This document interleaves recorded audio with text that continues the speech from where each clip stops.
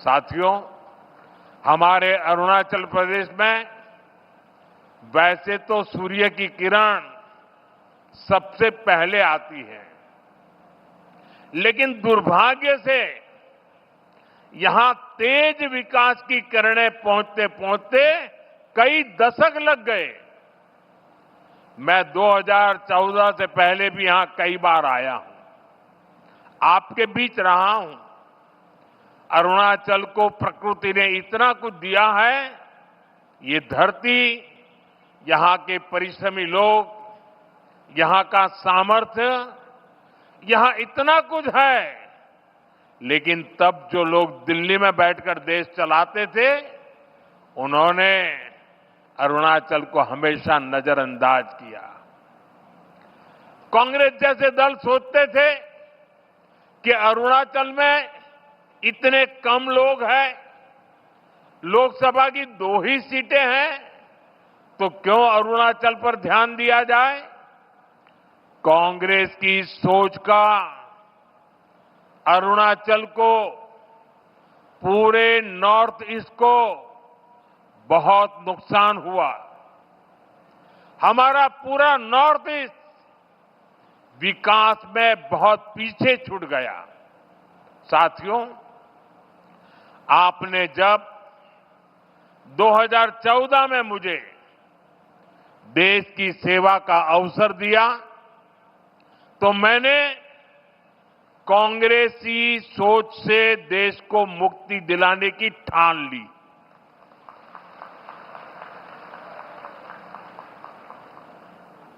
हमारी प्रेरणा किसी राज्य में वोटों और सीटों की संख्या नहीं, नेशन फर्स्ट की भावना है। देश पहले, हमारा एक ही मंत्र है, नागरिक देवो भव। जिनको कभी किसी ने नहीं पूछा, उसको मोदी पूजता है।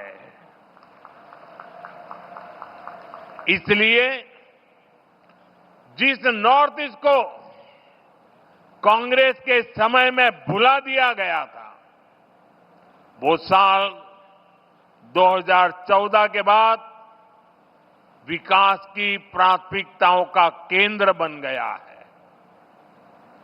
हमने पूरे नॉर्थ ईस्ट के विकास के लिए बजट कई गुना बढ़ाया। हमने लास्ट माइल कनेक्टिविटी और लास्ट माइल डिलीवरी को अपनी सरकार की पहचान बनाया।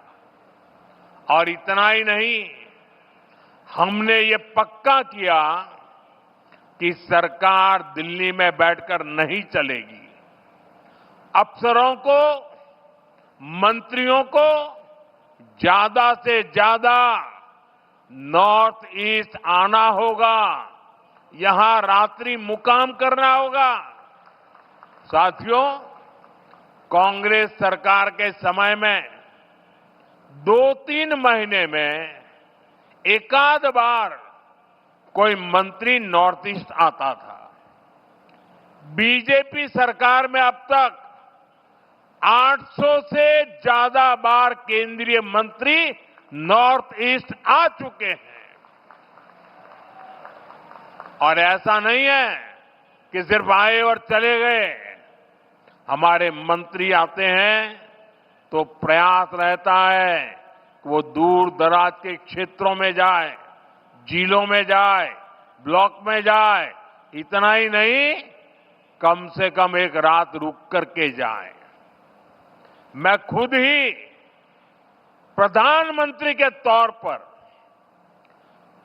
70 से ज्यादा बार नॉर्थ ईस्ट आया हूं।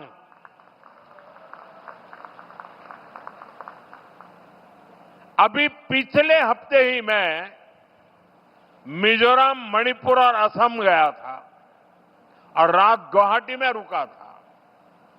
नॉर्थ ईस्ट मुझे दिल से पसंद है और इसलिए हमने दिल की दूरी भी मिटाई है, दिल्ली को आपके पास लेकर के आए हैं।